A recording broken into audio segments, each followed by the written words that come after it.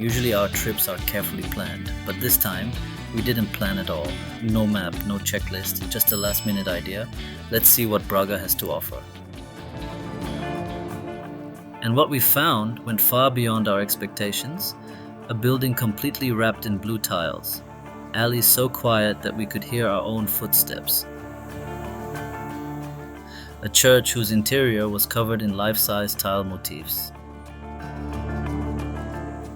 Empty squares without a single tourist, old buildings, hidden corners, and so much more. At one point, even locals were staring at us too. So stick with this video till the end as we unfold our unplanned adventure in Braga. But before we dive in, don't forget to like and subscribe to our channel. Our first surprise was the empty streets. Coming straight from Porto, where you see thousands of tourists every day, it felt surreal to suddenly find calm.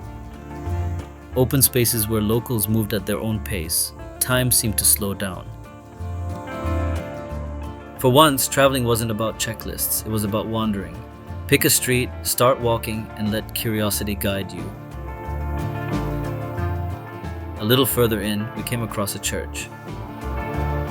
For the first time, we stood in front of a place we couldn't identify. And honestly, that made it even more fun. Standing there, looking it up later on phone. Piecing together its story. It was all so much fun. We were so much into it that, at one point, I noticed an elderly lady and a gentleman watching us curiously, as if surprised to see us. Even the famous Braga sign had no one around for pictures. Still, the square was beautiful, framed by churches, old buildings, and peaceful alleys.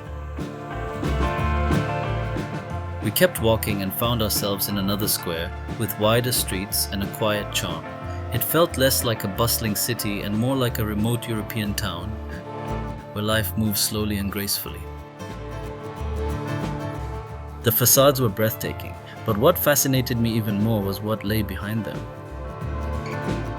I stumbled upon a building under repair, and to my surprise, I discovered it wasn't built of bricks at all, but of uneven stone blocks.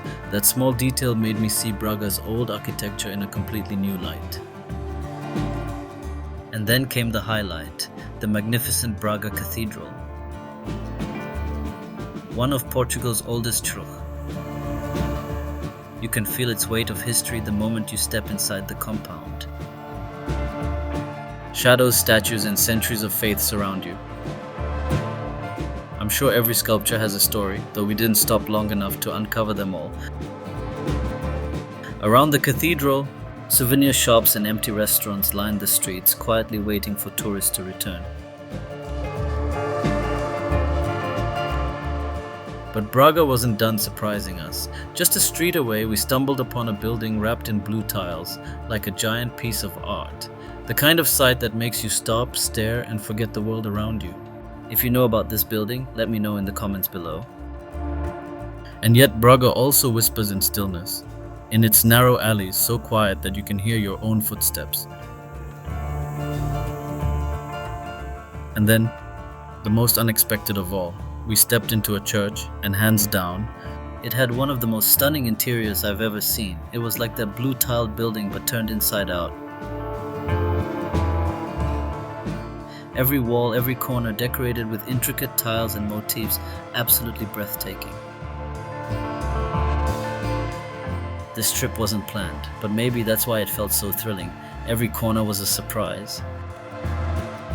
Every street was a discovery. Braga reminded us that sometimes the best adventures aren't the ones you plan, they're the ones you stumble into.